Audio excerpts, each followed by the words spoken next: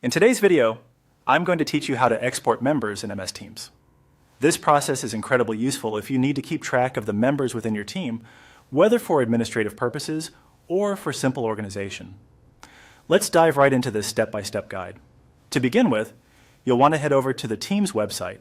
Make sure you are logged into your account. If not, take a moment to enter your credentials and sign in. This ensures you have access to all the necessary functionalities within Microsoft Teams.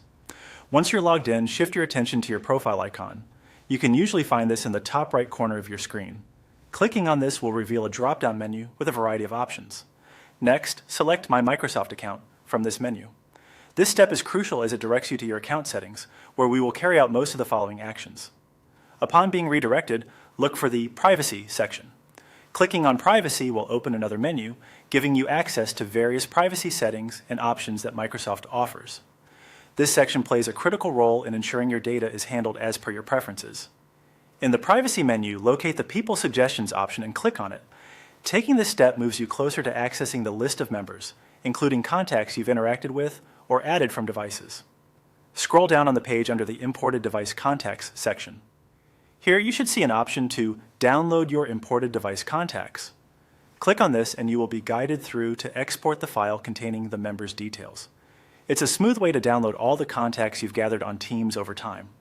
A quick side note as we wrap up.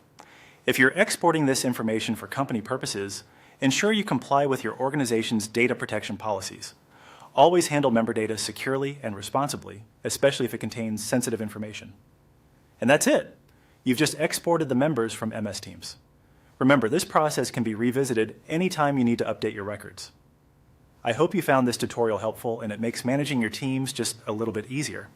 Thanks for tuning in, and don't forget to like and subscribe if you want more tips on using Microsoft Teams efficiently. See you in the next video.